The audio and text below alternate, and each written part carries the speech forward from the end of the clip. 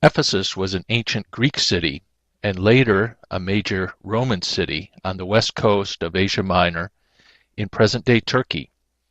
In the Roman period, it was for many years the second largest city of the Roman Empire, ranking only behind Rome. At that time, Ephesus had a population of more than 250,000 in the 1st century BC. The city was famed for the Temple of Artemis, which was completed around 550 BC, one of the seven wonders of the ancient world. The temple was destroyed in 401 AD by raiding Goths. The town again was partially destroyed by an earthquake in 614 AD, and the city's importance as a commercial center declined as the harbor was slowly silted up by the Cayster River. Ephesus contains the largest collection of Roman ruins in the eastern Mediterranean. Only an estimated 15% has been excavated.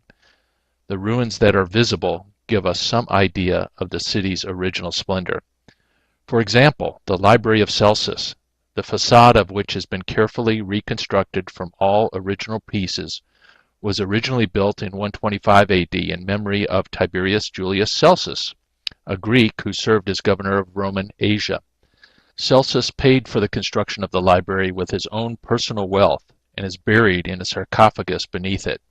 The library was completed by his son, Gaius Julius Aquila, and once held nearly 12,000 scrolls. The Celsus Library in Ephesus was the third largest library in the Roman Empire, after libraries in Alexandria and Pergamum.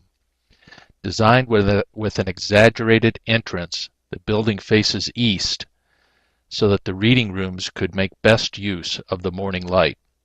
The library has been restored over the past 100 years with the aid of the Austrian Archaeological Institute, where Austrians still lead much of the excavation that continues in Ephesus today.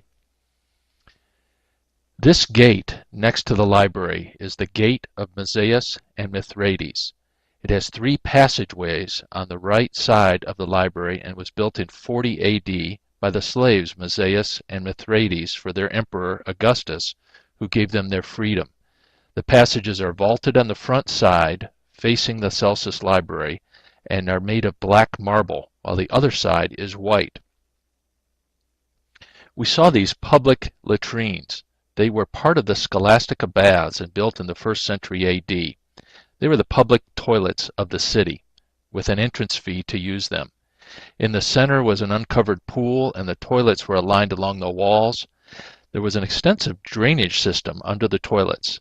The public toilets in Ephesus ranged side by side with no partition between them, where the rich people used to send their slaves and heat the seats for them, sitting on the seats for their masters until they arrived. On the Marble Road, there are some drawings believed to be an advertisement for a brothel. This etching in the marble is known as the first advertisement in history. There's a footprint, one finger showing the library, the other showing the brothel.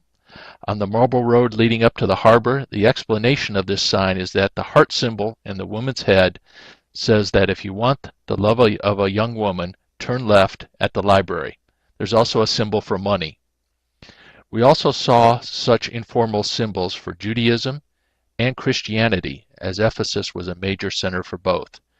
Christians would identify themselves with one another with the sign of the fish, which is ichthus in Greek, using the sign of the fish as an anagram for Jesus Christ, God's Son, Savior. The Apostle Paul came to Ephesus 2 times during his travels, at one point giving daily talks in the school of Tyrannus from AD 52 to 54. In Acts 19, we're told the story of his preaching at the theater in Ephesus, which resulted in a riot by local artisans, whose livelihood depended on selling of statuettes of Artemis.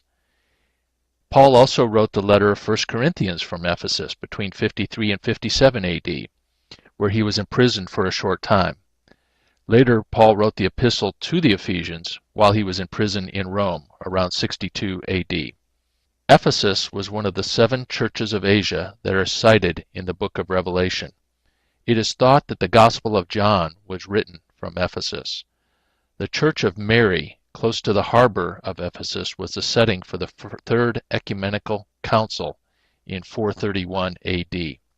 The house of the Virgin Mary, about 4 miles from this location, is believed to have been the last home of Mary, the mother of Jesus.